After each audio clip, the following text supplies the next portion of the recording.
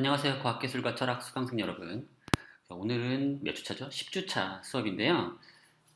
오늘 수업을 두 개로 쪼개서 해드리도록 하겠습니다. 그래서 전반부에는 이 여러분 과제, 이제 채점을 계속 안 하고 있었죠. 그래서 하긴 했는데 이게 이제 어쨌든 그래서 오늘 여러분들에게 공지를 성적을 공지해 드렸고요.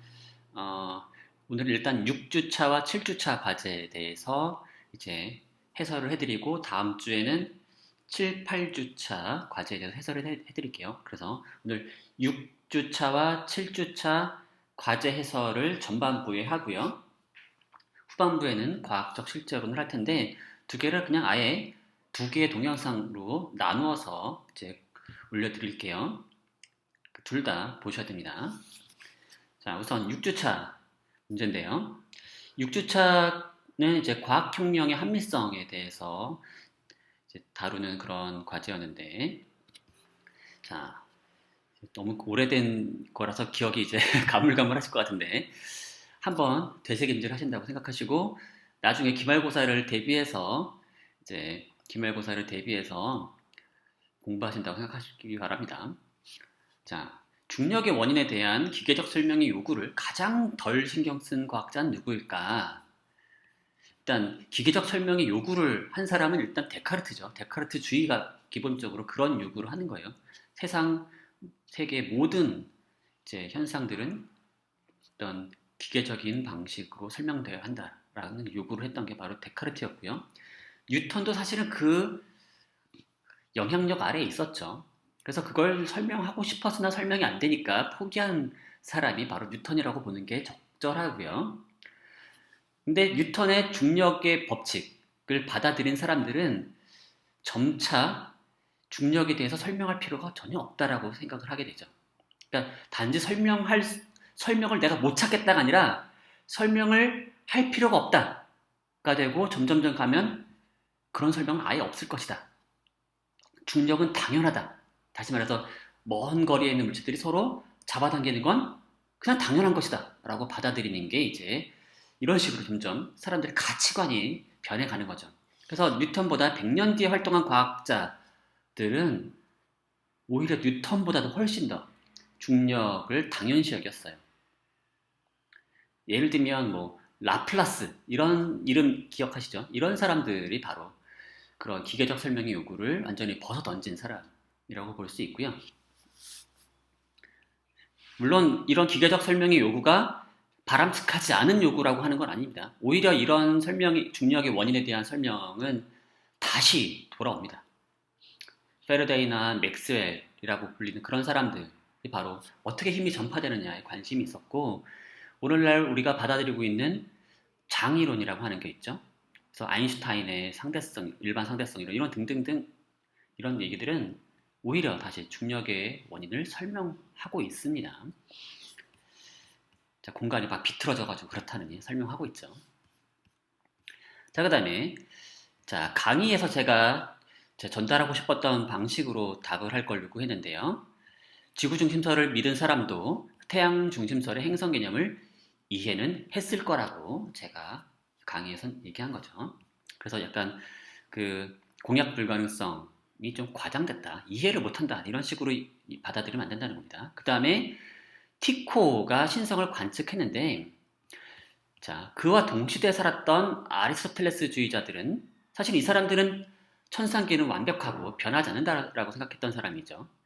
그럼에도 불구하고 저는 티코의 신성 관측 이후에 동시대에 살았던 아리스토텔레스주의자들은 신성을 관측할 수 있었을 거라고 저는 강의에서 얘기했죠. 자세한 내용은 강의를 다시 들어보시기 바라고요. 혹시 그럼 그랬나? 하시는 분들은 그 강의를 들어보시기 바랍니다. 그 다음에 코페르니쿠스 혁명에 대한 설명으로 옳지 않은 건 뭐냐? 자, 코페르니쿠스 체계가 옳다면 연주시차라고 하는 게 나타나야 돼요. 지구가 태양을 공전해야 되니까 지구 관찰자의 위치가 달라지는 거죠. 여름과 겨울에 따라서 별의 위치가 달라져야 하는 겁니다. 자, 그 다음에 코페르니쿠스 체계는 초기에 소수의 사람들에게만 수용됐죠. 맞습니다. 그 다음에 코페르니쿠스 체계는 프톨레마이오스 체계보다 조화롭고 단순했다. 이것도 맞고요. 자, 하지만 코페르니쿠스 체계가 프톨레마이오스 체계보다 행성의 위치를 더 정확하게 예측하진 못했어요. 아주 중요한 겁니다.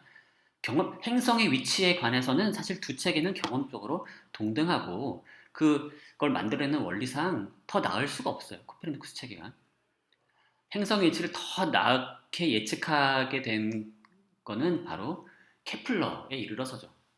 케플러가 타원 궤도의 법칙과 이제 면적 속도 일정의 법칙을 통해서 부등속 운동을 도입함으로써 이제 훨씬 더 정확해진 거였고요.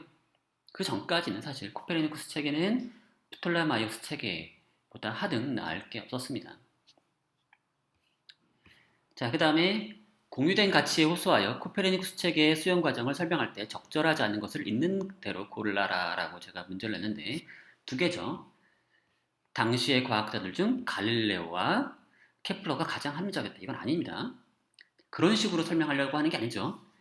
그러니까 이거는 논란의 여지가 분명히 있긴 있어요. 하지만 제가 요구하는 건 뭐예요? 공유된 가치들에 호소하여 그 수용 과정을 설명하려고 할 때 이건 뭐냐면 일단 과학자들 또는 뭐 그 당시의 학자들은 공유된 가치의 목록에 대해서는 일단 동의하고 다만 뭐가 달라요? 서로 그 가치의 어떤 중요도, 가중치를 달리한다는 거죠.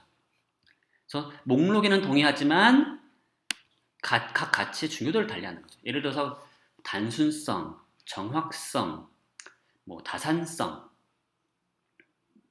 강의 노트는 아마 제가 생산성이라고 적었을 것 같은데 그 다음에 뭐 일관성 또는 정합성이라고 불리는 것 또는 그 다음에 넓은 적용 범위 자 이런 등등의 이런 목록에 대해서는 다들 동의한다는 거죠. 난 복잡한 게 좋아 이런 사람은 없어요. 나는 부정확한 게 좋아 이런 과학자는 없다는 겁니다. 그런 의미에서 목록엔 동의하지만 이제 서로 가치가 충돌할 때 어느 쪽을 더 중시하는지는 과학자마다 조금씩 다를 수 있다는 거죠. 그런 의미에서 갈릴레오와 케플러는 좀 더 단순성의 비중을 다른 사람에 비해서 단순성을 훨씬 더 높게 그러니까 훨씬 더 중시했던 사람이었고요. 사실은 단순성 같은 것을 그렇게 중시하는 사람은 그렇게 많진 않아요. 왜냐면 단순성이라고 하는 게 어떤 자연의 진리와 어떻게 연결되어 있는지가 분명치 않기 때문에 단순한 게 좋다고 하더라도 그게 엄청나게 좋다. 다른 가치들을 압도할 만큼 좋다. 라거나 뭐 그런 식의 생각을 가진 사람은 극히 드물다는 거죠. 자, 그리고 갈릴레오가 케플러가 이제 단순성을 중시했다고 해가지고 다른 사람들에게까지 너희들도 단순성을 중시하도록 해 라고 하면서 다른 사람을 설득했느냐? 꼭 그럴 필요는 없었다는 거죠. 케플러는 오히려 어디에 치중해서 사람들을 설득했냐면 코페르니쿠스 체계의 정확성을 향상시킴으로써 이제 가치관을 변화시키지 않는 사람들에게도 코페르니쿠스 체계가 설득력이 있는 체계가 될 수 있도록 그걸 이제 개선했던 거였죠. 자, 여러분들 잘 푸셨고요. 자, 요 첫 번째나 세 번째를 답하신 분들은 좀 반성하시기 바라고요. 자, 그 다음에 이제 7주차로 넘어가 볼게요. 자, 아마 7주차 문제 아마 당황스러웠을 것 같은데 이게 과학 문제인지 역사 문제인지 철학 문제인지 아마 이게 혼동이 올 텐데 오늘날의 과학도 아니고 옛날 과학이니까 역사 같기도 하고 과학 문제 같기도 하고 수학 문제 같기도 하고 자 아마 좀 고통스러웠을 것 같은데요. 하지만 제가 결론만 단순한 결론만 딱 얘기하면 이게 재미없는 얘기죠. 그리고 도대체 코페르니쿠스 체계가 더 조화롭다는 얘기가 도대체 무슨 뜻인지 그리고 그런 의미의 조화가 과연 코페르니쿠스를 체계를 지지할 만한 이유가 되는지를 한번 제대로 따져보려면 그 구체적인 내용을 우리가 알아야 되는 거죠. 그런 의미에서 제가 좀 과도하다 싶을 정도로 그 내용을 여러분들에게 좀 알려드리려고 노력을 했던 거였고요. 사실 이 비대면 수업 과정에서 이걸 여러분들에게 전달한다라고 하는 게 사실 쉽진 않은 거였는데, 자, 그래도 뭐 여러분 잘 푸셨더라고요. 평균 8.6점, 8.7점 그 정도니까 대부분이 이제 10점에 가깝게 또는 9점, 10.9점에 가깝게 이제 점수를 받으셨고요. 대부분 잘 소화를 하셨다는 거죠. 앞에 퀴즈 6번, 퀴즈 6도 마찬가지고요. 대부분 이제 10점 거의 다 맞으셨고, 이제 평균 내면 이게 퀴즈 6번은 문제마다 2점이었기 때문에 이제 10점, 8점, 6점 이렇게 내려가다 보니까 이제 그것도 평균이 한 8.5점 정도 됐고요. 대체로 잘 하고 계신 겁니다. 자, 한번 이거 복습하는 의미에서 다시 한번 이 그림을 이해해 보도록 할게요. 자, 다음은 지구 중심의 주원, 주전원 체계를 도식화한 그림이다. 이에 대한 설명을 옳지 않은 것은 뭘까요? 가장 기본적인 그림을 보여드리려고 하는 거죠. 노란 원이 주원이고요. 빨간 원이 주전원이고요. 그 다음에 이걸 통해서 역행운동도 설명할 수가 있고요. 그렇죠? 이 상황에서 역행운동이 일어났죠. 다시 보시면 이렇게 가다가 빨간 원 안쪽을 돌 때, 행성이 안쪽을 돌 때 역행운동이 일어나고 바로 그때 밝기도 밝아지는 거죠. 그래서 이 주원, 주전원 체계로 역행운동뿐만 아니라 밝기 변화도 동시에 아주 잘 설명할 수가 있습니다. 자, 그 다음에 이 그림은 뭘에 대한 설명이냐면 바로 내행성의 운동을 다루는 그런 프톨레마이오스의 모형이죠. 그래서 이때 가장 핵심적인 건 뭐냐면 마찬가지로 주원 위에 주전원을 돌고 있죠. 주전원을 돌고 있고 그 위에 이제 행성이 있는 겁니다. 지구는 중심에 있고요. 근데 이게 이상하게도 이 내행성은 어떤 운동을 보이냐면 태양으로부터 벗어나질 않아요. 태양 앞뒤를 왔다 갔다 할 뿐이죠. 라 그랬죠. 태양 앞뒤를 왔다 갔다 할 뿐이라 그랬어요. 그 내행성이 왜 태양으로부터 벗어나지 못하는지를 설명하기 위한 그림입니다. 그리고 이걸 위해서 주전원의 중심인 C가 항상 어디에 있어야 되나요? 선분 ES 상에 있어야 되는 거죠.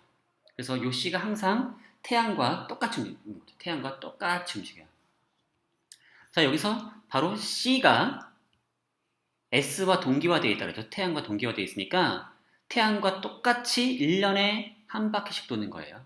그렇기 때문에 옛날 사람들은 수성과 금성의 황도주기, 별자리들을 한 바퀴 딱 돌아오는데 걸리는 시간이 항상 1년이라고 봤던 거죠. 거기 바로 그 점입니다. 그래서 C가 항상 1년에 한 바퀴씩 도는 겁니다. P는 C를 중심으로 1년에 한 바퀴씩 돌지 않아요. 따라서 이거죠. 3번이 답인 거죠.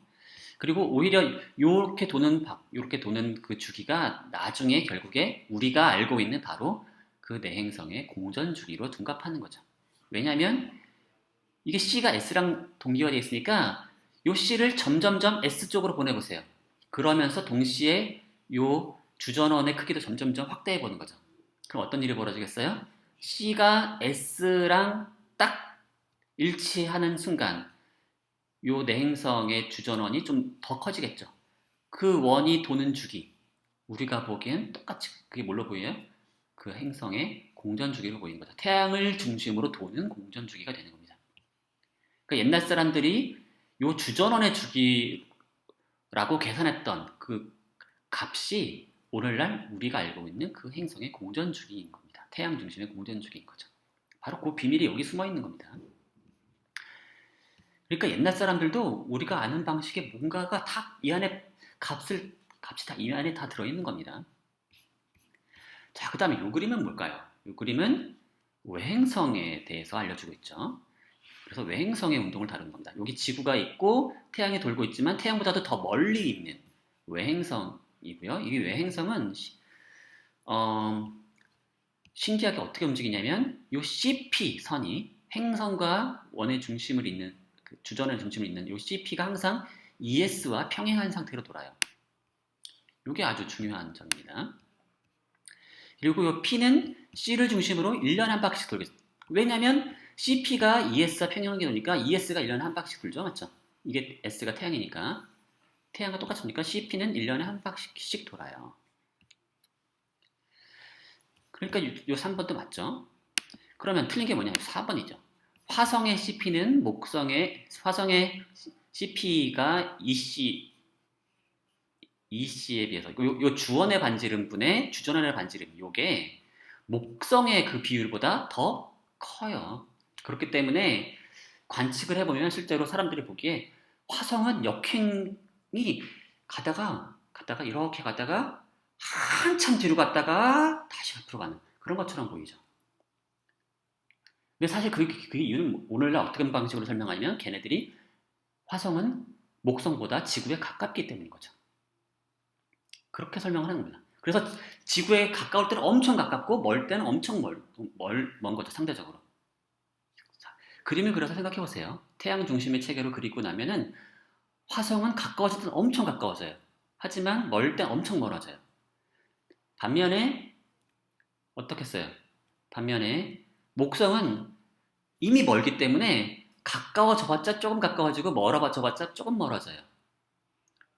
그럼 태양 중심의 체계를 생각하는 순간 그거는 다 자연스럽게 설명이 되는 거죠. 그리고 바로 그 이유 때문에 사실은 코페르니쿠스는 바로 이런 이유 때문에 코페르니쿠스 체계가 더 좋은 체계다 라고 얘기를 하고 싶었던 거죠. 그리고 이런 식의 이제 아까 내행성도 그렇고 외행성도 그렇고 프톨레마이오스의 모형에서는 어때요?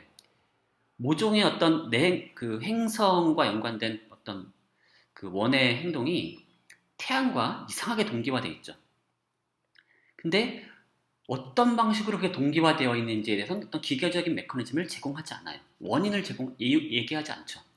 단지 그냥 그렇다라고만 얘기하죠. 왜 그려야 되는지 얘기하지 않죠.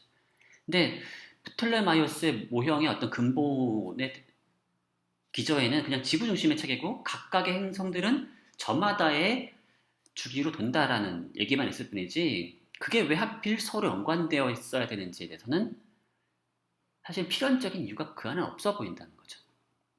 바로 그런 얘기들이 이제 프톨레마이오스의 체계는 뭔가 어색하고 억지스럽고 그에 비해서 코페르니쿠스 체계는 좀 더 자연스럽고 더 조화롭다라는 식의 얘기로 간 근거가 되는 거죠.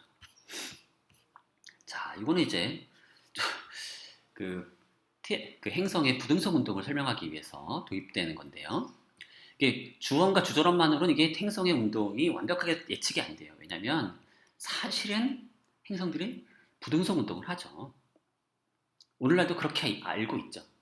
바로 그 점을 이제 반영을 하려면 지구가 그 행성 운동의 중심일 수는 없고 얘가 등속 운동을 하면 안 될 것처럼 보이죠. 그래서 이런 걸 도입했다는 거죠. 행성의 주원의 중심은 지구가 없어요. 비어 있어요. 그걸 이심이라 불렀어요. C라고 부른 건. 그리고 심지어 Q라고 하는 점을 기준으로 이 F가 등각속도 운동을 하는 거죠. 그래서 이 F라는 점이 등속 운동을 하지 않아요. 자, 이 C를 중심으로 원 운동을 하지만 F를 기준으로, 요 Q를 기준으로, 대신 Q를 기준으로 한 각속도가 일정하니까 A에서 느려지고 B에서 빨라지는 거죠. 그래서 지구에 가까울수록 빨라지는 겁니다. B에서 가장 빠르고 A에서 느려요. 그래서 제가 이거 보면 A에선 느리게 가다가 갑자기 여기서 슉 빨라지고 느리다가 빨라지고 그럼 마치 이렇게 느리다가 빨라지고 느리다가 빨라지고 느리다가 빨라지고 이런 식으로 움직이는 것처럼 보이는 거죠.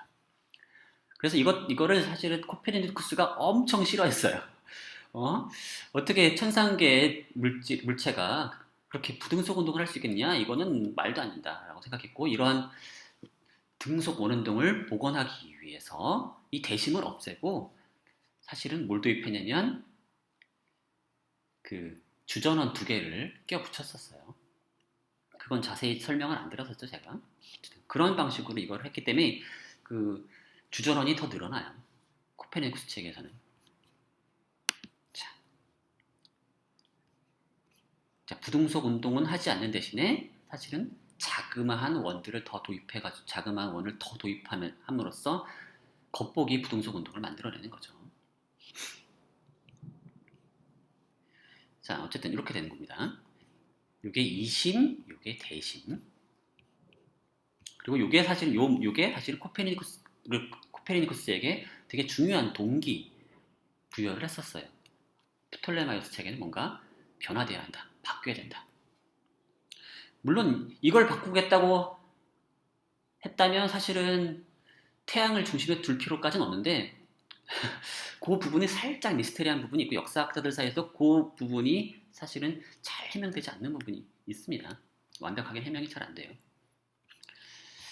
자, 그 다음에 코페르니쿠스 체계에 대한 이해로 적절하지 않은 것은 뭐냐? 프톨레마이오스 체계보다 행성의 위치를 정확하게 예측했다. 이거 지난 6주차 문제에서도 냈던 거였는데 이거 아니죠. 이거 많이 틀렸더라고요. 분명히 앞에서 또 냈는데 또 틀렸어요. 그래서 아마도 이거 왜냐면 이게 직관적으로 이게 잘 와닿지 않나 봐요. 코페르니쿠스 체계가 더 정확했겠지라는 그런 직관, 그리고 그래서 선택됐겠지라는 그런 이미지가 있죠. 근데 그러니까 여기서 단선 그 당시의 관측에 비춰와서 얘기하는 거고요. 그 당시의 코페르니쿠스 체계, 좀 더 개량된 코페르니쿠스 체계 아니라 코페르니쿠스가 제안한 그 체계를만 생각해 보면은 더 나은 게 없었다는 겁니다. 이거 계속 헷갈리지 마시기 바랍니다. 암만 여러분의 상식에 부합하지 않더라도 그게 역사적 사실이에요. 그 다음에 주전원을 사용하지 않고도 행성의 역행 운동을 설명할 수 있었고요. 대심을 제거함으로써 등속 원운동의 조합만으로 행성의 운동을 설명하죠. 그러려고 했죠. 맞아요. 대신에 등속 원이 좀 더 증가했어요. 그 다음에 행성의 운동과 태양 사이의 연관성을 프톨레마이오스의 체계보다 자연스럽게 설명할 수 있다 그랬죠. 바로 이걸 보시면 왜 하필 외행성이 태양 정반대편에 있을 때만 역행운동을 하느냐. 자, 앞에서 그걸 이런 방식으로 설명했죠. CP가 ES 항상 평행하게 돈다. 평행하게 돈다. 이렇게 평행하게 돈다. 그러니까 요점이 2라고 하면은 자, 보세요. 이렇게 돌아요. 이 상황에서 역행운동이 일어나는 거죠. 여기 행성이 있을 때 역행운동이 일어나는 거예요. 자, 착, 이렇게. 그러니까 이때만 역행운동이 일어나는 거죠. 근데 그때 역행운동이, 그러니까 안쪽을 돌 때, 가장 안쪽을 돌 때 역행운동이 일어나는데 그때가 바로 태양 정반대편에 있을 때인 거죠. 그리고 그렇게 되는 이유가 바로 이제 프톨레마이오스 책에서는 CP가 ES와 동기화되어 있기 때문이라는 거죠. 동기화. 근데 왜 동기화되는지에 대해서 좀 그렇게 설명이 안 된다, 설명을 하지 않고 있다 그랬죠. 그냥 도입한 거라 그랬죠. 반면에 코페르니쿠스 책에서는 그게 자연스럽게 설명이 되죠. 지구가 안쪽 궤도를 돌고 외행성이 바깥을 돌아요. 지금 뭐 여기 화성 같은 거라고 해보죠. 그러면 언제 역행운동이 일어나느냐? 지구가 외행성을 따라잡을 때 일어나는 거죠. 근데 그러니까 지구가 더 빨리, 안쪽을 도는 지구가 더 빨리 돌아요. 그러니까 안쪽을 도는 애들일수록 더 빨리 돈다고 생각해보면 지구가 외행성을 따라잡을 때 바깥쪽 애가 이제 뒤처지는 것처럼 보이는 거죠. 그러니까 외행성의 역행운동은 코페르니쿠스 책에서는 진짜 운동이 아니라 겉보기 운동에 불과한 거죠. 그래서 겉보기 현상에 불과한 거고, 그 다음에 역행운동이 일어날 때마다 태양, 지구, 외행성이 일직선상에 놓이는 거죠. 그리고 외행성 역행운동을 할 때마다 왜 태양의 반대편에 있는지 그 행성이. 자, 태양, 지구, 행성 이렇게 일직선상에 놓이니까 그 행성은 지구의 정반대편에 놓이는 거죠. 사실은 이 3번 선지랑 4번 선지랑 사실은 연결되어 있는 거죠. 원래 수능 문제 낸다 그러면 이렇게 내면 안 되는 거지만 오히려 저는 이런 식으로 문제를 내는 것도 좋다고 생각해요. 왜냐하면 여러분이 문제를 풀면서 이해를 하는 거죠. 뭐 나름 도움이 될 거라고 저는 생각을 하는데 모르겠네요. 여러분들 도움이 됐을지. 여기서 틀린 건 뭐예요? 2번이죠. 그림만 봐도 알죠. 외행성이 빨리 도는 게 아니라 지구가 더 빨리 돌고 있죠. 그래서 지구가 외행성을 따라잡을 때 역행이 일어나는 거지 반대는 아닌 겁니다. 그래서 이게 틀린 거고요. 그 다음에 이 그림을 보죠. 자, 이 그림은 지금 뭘 보여주고 있는 거냐면 내행성의 운동을 설명하는 두 책의 설명 방식을 비교하고 있는 거죠. 왼쪽은 프톨레마이오스 체계에서의 내행성 운동을 설명하고 있는 거고, 오른쪽은 코페르니쿠스 체계에서의 내행성의 운동을 설명하고 있는 거죠. 그래서 두 그림에서 직선 EP는 원에 그은 접선이죠. 그래서 거기까지만 요 내행성의 경우는 내행성은 태양으로부터 딱 그 각도까지만 왔다 갔다 할 수 있는 거예요. 그게 어디로 규정되어 있냐? 바로 요 원에 그은 접선의 각도, 중심각이 바로 그 내행성이 태양으로부터 최대로 벗어날 수 있는 그 각도가 되는 거죠. 그걸 최대 이각이라고 불렀죠. 그리고 두 그림에서 P는 화성, 목성, 토성과 같은 외행성을 가리킨다가 아니죠. 내행성을 가리키는 거죠. 그 프톨레마이오스 책에서는 태양 안쪽에 있는 행성들, 수성과 금성이고요. 태양 중심 책에서는 지구보다 안쪽 궤도로 도는 수성과 금성을 말하는 거죠. 그다음에 왼쪽 그림에서 SEP가 30도로 결정되더라도 ES 대 EP는 알 수 없다. 자, 왼쪽 그림에서 그걸 알 수가 없죠. 그렇죠? 이 S가 훨씬 더 멀어지면 또 상관없는 거죠. 맞죠? 자, 이 그림을 고정시킨 채 S만 저 멀리 보내도 상관없어요. 다만 거기에 비율을 맞춰서 S가 더 빨리 돌기만 하면 되죠. 그러니까 태양의 공정 궤도가 태양의 그 천구의 크기가 커지면 대신에 태양이 더 빨리 돌기만 만들면 되는 거예요. 그래도 무방해요. 그러니까 이 크기가 확정되지가 않죠. SE 태양의 천구의 크기 대 요 내행성의 천구의 크기 EP 그쵸? 요거 알 수가 없는 거죠. 그리고 이 EP는 원래 알 수가 없고 요 중심 정도는 알 수 있죠. 중심 정도는 알 수 있을 텐데. 네. 대신에 그거 알 수 없죠. 알 수 없어요. 알 수 없어요. 헷갈리지 마시고요. 자, 반면에 이 오른쪽 그림에서는 어때요? 요 각도가 만약에 30도다 그러면 접선이니까 여기가 직각이죠. 그럼 직각삼각형의 원리에 의해서 우리 사인 코사인 할 수 있죠. 여기가 30도면 어떻게 되는 거죠? 30도면 1대 여기가 1대 2대 루트 3이 되는 거죠. 그래서 SE가 2고 SP가 1 이렇게 2대 1로 결정이 되는 거죠. 그래서 실제 이게 30도라 그러면 이게 2배가 되는 겁니다. 이게 사실 거의 딱 그 수성이에요. 수성의 경우가 여기 한 30도 정도 되고요. 그래서 수성의 궤도 반지름이 지구의 궤도 반지름의 절반 정도 또는 뭐 0.4 정도 엄밀하게는 그 정도라고 얘기 됩니다. 알 수 있는 거죠. 그리고 실제로 이것이 코페르니쿠스에게는 매우 중요했죠. 태양을 중심에 두면 뭘 알 수 있다? 행성의 궤도의 그 크기의 비율을 우리는 확정 지을 수 있다는 거고, 그러니까 우리는 세계에 대해서 더 많은 걸 알 수 있고 더 구체적으로 알 수 있다라는 것처럼 보이죠. 그리고 그렇게 알게 된 결과가 이제 천구의 운동과 크기 사이의 조화로운 관계를 또 알 수 있게 된 거죠. 그래서 앞에서 알게 된 바에 따르면 수성이 가장 안쪽에 있고 그 다음에 금성, 그 다음에 지구 이렇게 해서 천구 크기가 점점점 늘어나는데 또 그에 따라서 그 공전 주기를 또 계산해 보면 공전 주기도 수성은 작고 제일 작고 그 다음 금성, 그 다음 지구인 거죠. 수성은 한 88일, 금성은 225일, 그 다음 지구가 365일 점점 증가하고 금성 이렇게 올라가죠. 그러니까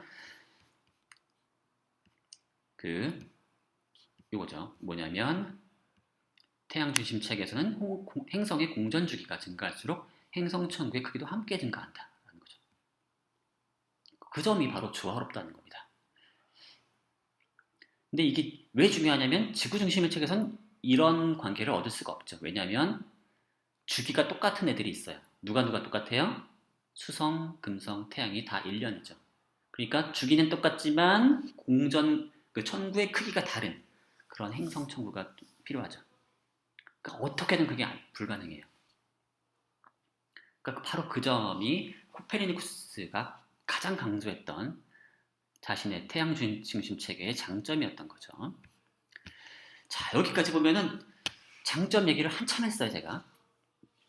그런데 행성에 대한 당시의 관측 결과는 프톨레마이오스 체계와 코페르니쿠스 체계 중 어느 쪽을 더 지지하느냐? 자, 여러분들의 답변을 보니까 어떠냐? 동등하게 지지한다가 절반이 넘네요. 동등하게 지지한다가 절반이 넘고요. 프톨레마이오스 체계를 더 지지한다는 16.7%, 코페르니쿠스 체계를 더 지지한다는 26.6%. 자, 이게 제일 많네요. 아마 그 이유는 제가 그 이후에 이럼에도 불구하고 두 체계는 경험적으로도, 그러니까 행성의 운동에 관한 한 경험적으로 동등한 체계라고 했죠. 그래서 제가 이걸 모형을 변환시켜 보면 딱 두 개가 일치하게 만들 수 있다 그랬죠. 별의 운동에 관해서는 달라요. 하지만 행성의 운동에 관해서는 두 체계가 완벽하게 경험적으로 동등하다라고 얘기했어요. 자, 그렇다면 이에 대해서 어떻게 말할 수 있냐? 여러 가지 유형이 있더라고요. 일단 프톨레마이오스 체계가 더 지지받는다라고 답하신 분들은 이런 식으로 얘기해요. 당시의 사람들은 지구가 우주의 중심이라는 생각을 가지고 있었기에 결국 프톨레마이오스 체계를 더 지지했을 것이다. 그 다음에 프톨레마이오스 체계는 어쩌고저쩌고 하고, 근데 당시의 사람들은 지구 중심설을 믿었기 때문에 코페르니쿠스 체계보다는 프톨레마이오스 체계를 지지했을 것이다. 자, 근데 제가 질문은 뭐예요? 행성에 대한 당시의 관측 결과가 두 체계 중에 어느 쪽을 더 지지하겠느냐라고 물어봤죠.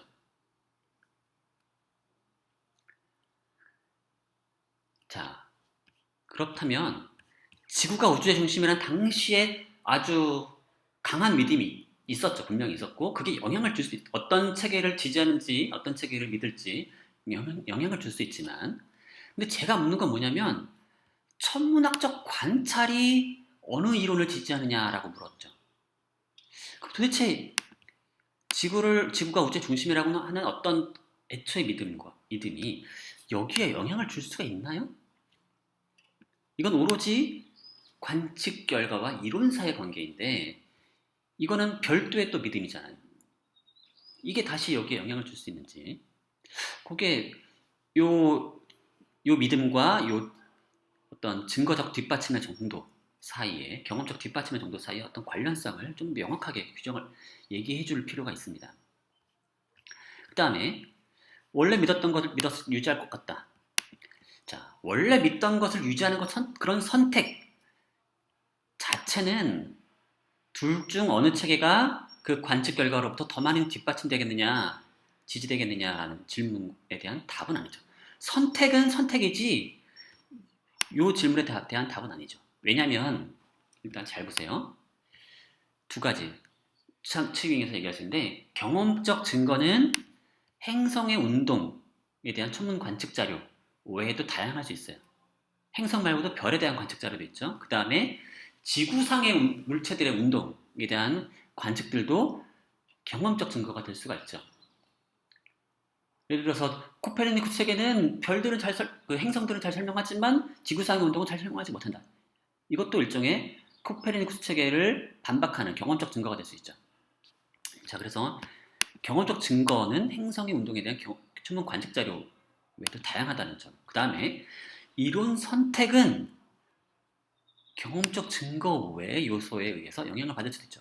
마치 이것처럼 지구가 우주의 중심이라는 어떤 고정관념 또는 뭐 다양한 다른 믿음들에 의해서 별도의 어떤 뭐 종교적 믿음 같은 것도 영향을 줄 수도 있고, 그런 것들이 영향을 줘가지고 기존 이론을 선택할 수도 있죠. 그러니까 선택을 뭘 했느냐라는 문제랑 선택을 뭘 했느냐의 문제와 행성에 대한 당시의 관측 결과가 어느 쪽을 지지하느냐의 문제는 별개라는 거죠. 물론 이게 선택에 영향을 주겠죠. 선택의 한 요소겠죠. 선택의 근거의 한 요소겠지만 얘가 다 결정을 해주는 건 아니기 때문에 이게 이제 이런 답은 좀 부적절한 답이 될 수 있습니다. 그 다음에 동등하게 지지받는다라고 답하신 분들이 있어요. 아우, 잠깐, 갑자기 배에서 꾸룩소리가 나네. 빨리 밥을 먹으러 가야 될 것 같은데. 자, 관측 결과가 더 지지할 체계를 결정할 때 그 기준은 정확성이다 라고 한번 생각을 해보죠. 그거 왜 더 있겠어요? 현상을 더 정확하게 설명할 수 있느냐, 선상을 정확하게 더 예측할 수 있느냐. 그러니까 관측 결과가 어느 체계를 더 지지하느냐 그 문제는 결국 정확성의 문제 아니겠느냐 라고 한다면 결국 동등한 거 아니냐라는 거죠. 자, 이 질문의 그 말뜻이 결국 정확성을 의미하는 거라고 딱 규정하는 순간 결국 동등하게 지지한다고 가는 것 같고, 대부분이 비슷한 방식으로 얘기하는 것 같아요. 두 체계가 결국 경험적으로 하는 얘기가 똑같다. 예측 결과가 똑같다. 그러면 동일한 관측 결과로부터 동일한 정도로 지지받는 거 아니냐라는 식으로 결론이 가는 것 같아요. 대부분이 그렇게 갔던 것 같아요. 그리고 그렇다면 그게 이제 이 어느 쪽이 더 자연스럽고 말고는 경험적 지지와는 별개의 문제로 이제 판단을 하시는 것 같아요. 그래서 그렇게 대부분 많이 보셨던 것 같고요. 그래서 유보해야 된다라고 하시는 분도 있고, 어떤 사람은 근데 두 체계 사이의 선택은 처음에는 취향의 차이에 따라 나눠졌기 때문이다라고 답하던데, 이거는 경험적 증거가 차별화되지 않는다는 주장의 귀결이지 그 이유는 아닙니다. 그렇죠? 그다음에 둘 다 동일한 증거가 있다. 이건 결론과 동어 반복 아니냐?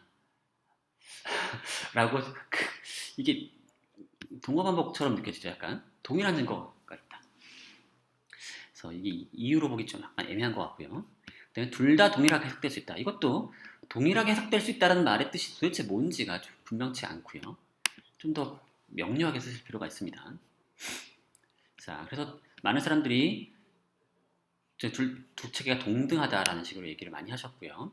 근데 어떤 분들은 동등하다라고 얘기하면서도 프톨레마이오스 체계가 오히려 더 행성의 운동을 더 정량화해서 예측한다라고 했는데 좀 이상합니다. 제가 똑같다고 했잖아요. 정량적인 측면에서 사실 둘이 똑같다. 동등하다고 했었고, 태양 중심 체계는 행성의 정량적 운동을 계산할 수 없었다는 건 아닙니다. 계산해낼 수 있어요. 다만 그게 기존의 체계보다 더 낮진 않았다는 거죠. 쌤쌤이었다는 겁니다. 자, 그거니까 그거 착각하시면 안 돼요. 그 다음에 빨리 끝내야지. 자, 유형 3은 자, 코페르니쿠스 체계가 더 자연스럽기 때문에 또는 더 나은 설명력을 가지기 때문에 더 많은 지지를 받는다라고 하셨습니다. 이건 사실 제가 앞에 퀴즈를 푸는 과정에서 이미 그 더 나은 설명력 또는 더 자연스러움에 대해서 이미 많이 얘기 드렸었죠. 근데 이 답들은 한 가지 큰 약점이 있어요. 뭐냐면 더 자연스럽다는 거, 더 설명력이 높다라고 하는 점이 왜 그것을 믿을 만한 이유를 제공하는지, 또는 이 질문, 행성에 대한 당시의 관측 결과가 둘 중에 어느 쪽을 더 지지하느냐의 문제에 대해서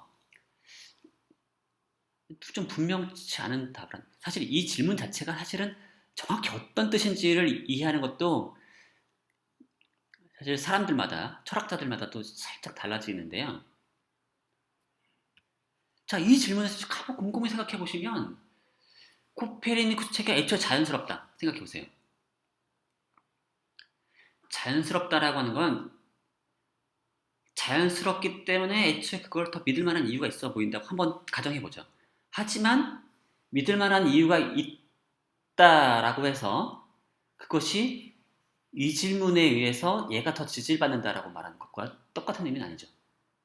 아닌 것처럼 보일 수도 있죠. 그러니까 애초에 두 체계를 그냥 경험과 무관하게 한번 봤을 때 코페르니쿠스 체계가 더 자연스러워요. 그렇기 때문에 얘가 더 그럴듯해 보인다고 한번 생각해봐요. 그러면 그 다음에 경험적 관측 결과에 의해서 동등하게 지지받는다. 똑같이 올라갔더니 얘가 더 믿을만하다. 이렇게 생각할 수도 있죠. 애초에 사전에 두 체계 중에 어느 쪽이 더 자연스러운지에 의해서 차별화가 된 다음에 관측 결과에 의해서 두 체계가 동등한 방식으로 올라가요. 그랬더니 여전히 애초에 코페르니쿠스 쪽이 더 자연스러우니까 더 그렇다고 얘기했던 그 이유 때문에 여전히 최종 결과도 코페르니쿠스가 더 우세하다라고 말할 수도 있죠. 이런 식의 생각이나 아니면 거꾸로 관측 결과가 두 쪽을 동등하게 지지해요. 하지만 지지했는데 그 다음에 두 체계 그 자체의 자연스러움을 한번 따져보니까 이쪽이 더 자연스럽더라. 이렇게 해서 나중에 갈라질 수도 있죠. 그치, 이건 직관의 문제일 수도 있는데요. 어느 방식에서 또는 이렇게 볼 수도 있죠. 두 체계가 동일한 관측 결과에 대해서 설명하고 있지만 이쪽 설명이 더 자연스럽다. 따라서 동일한 관측 결과로부터 차별화된 지지를 받는다. 자, 이게 사실은 여기에다가 이제 코페르니쿠스가 더 많은 지지를 받는다라고 답한다면 이런 식의 답이 되는 거죠.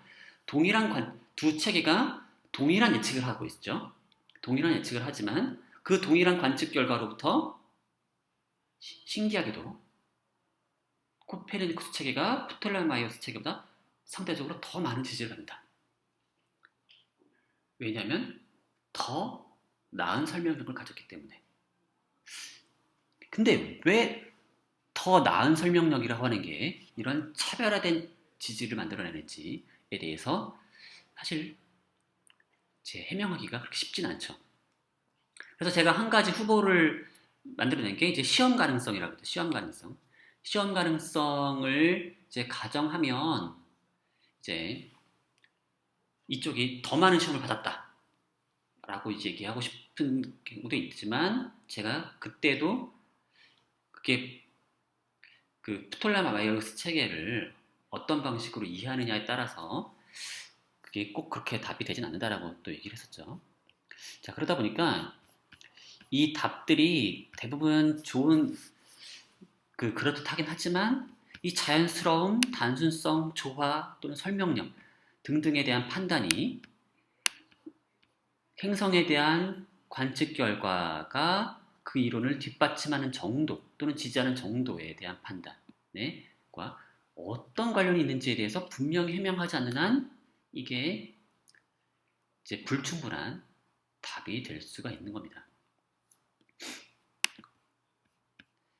자, 그 점이 아주 이제 골치 아픈 문제가 되는 거고요. 그 직관적으로 보면 이쪽이 훨씬 더 많은 지지를 받는다라고 생각하는 사람들이 상당히 많아요. 은근히 많습니다. 하지만 그게 실체가 뭔지에 대해서 분명히 답하기가 어렵다는 거고요. 그래서 어떤 사람들은 또 상당히 많다고 했지만 또 상당히 또 많은 또 반대편은 누구냐, 어떤 사람들이냐면 결국 경험적 지지는 결국 그 정확성에만 의존할 뿐이니까 경험적 증거에서 둘이 차별화되진 않는다. 라고 얘기했고, 다만 둘의 취향 차이에 의존한다. 라고 이제 가는 거죠. 그런 식의 답변들이 나오는 거고요. 또는 유형 4번의 답변도 있었어요. 코페르니쿠스 체계가 더 많은 것을 알게 해주기 때문에 더 많이 지지받는다. 자, 코페르니쿠스 체계를 사용하면서 그동안 알지 못했던 것들, 행성 천국의 크기를 확정해준다. 따라서 나는 코페르니쿠스 체계를 더 지지할 것 같다. 은근히 좋은 답변입니다. 좋은 답변이에요. 실제로 어떤 이론이 그러니까 구체적인 정보를 산출하는 이론일수록 우리에게 그런 구체적인 정보를 제공해주는 이론일수록 더 좋은 이론이라는 직관이 분명히 있어요. 포퍼도 그런 직관을 분명히 가지고 있고요. 구체적일수록 좋다. 자, 그런데 이 구체적일수록 좋다라고 하는 이 아이디어는 경험적 지지랑은 또 약간 동떨어진 그런 느낌이 있어요. 뭐냐면 더 많은 구체적인 주장을 할수록 입증의 부담이 커지지 않겠어요? 그렇지 않아요? 그 포퍼 과제를 여러분 한번 생각해 보세요. 여러분 과제 풀어봤잖아요. 더 구체적인 얘기를 주장할수록 입증의 부담이 커지고 만약에 동일한 증거를 우리가 손에 쥐었다면 더 구체적인 주장을 하는 이론을 일수록 참일 가능성은 떨어진다고 말해야 되지 않을까요? 증거는 똑같은 우리 손에 쥐고 있는 증거는 똑같은데 A라는 이론은 두리뭉실하게 이만큼만 주장하고 B라는 이론은 더 구체적인 주장을 해요. 그럼 B라는 주장은 믿기가 좀 더 어려운 이론이죠. 그러니까 더 유용할 수 있어요. 더 구체적이니까 더 유용할 수 있죠. 행성 천구의 크기를 확정해주면 우리가 만약에 우주여행을 하고 싶다 라고 한다면 두 이론 중에 코페르니쿠스의 이론을 가이드 삼아야겠죠. 우주의 크기에 대해서 여러 가지 행성들이 어느 정도 멀리 있는지에 대해서 알려주고 있으니까 걔를 가이드 삼아야 된다는 점에서 가이드를 제공해준다는 점에서 걔가 유용하죠. 하지만 우리가 직접 우주여행을 해보지 않은 한 아직은 증거가 없는 거죠. 그래서 이게 참 어려운 문제입니다. 그러니까 어떤 이론을 선호할 만한 이유, 선호하는 어떤 그 느낌, 어떤 이론을 믿을 만한 이유. 근데 믿을 만한 이유 중에서도 특정한 관측 결과가 그 이론을 지지하는 정도. 이게 다 사실 약간씩 다 다른 의미를 갖고 있기 때문에 앞에서 맨 처음에 제가 얘기 드렸듯이 어떤 이론을 그냥 선택했다. 또는 어떤 이론을 지지할 이유가 있다. 딱 그 얘기랑 이 질문이랑 딱 맞진 않는다는 점에 조심하셔야 됩니다. 자, 그래서 여러분이 뭐 잘못됐다는 얘기가 아니고요. 이 질문 자체가 수많은 철학자들을 매우 골치 아프게 만드는 질문이에요. 자, 그러면 여기까지 하도록 하고요. 여러분들 요 정답 아주 이상한 답들에 대해서 제가 1점을 주거나 뭐 어떤 경우는 빵점을 준 적도 있긴 있는데 거의 극히 드물고요. 이제 대부분 다 2점을 드렸습니다. 자, 그러면 이렇게 해서 요 과제 해설은 여기까지 하도록 하겠습니다. 수고하셨습니다.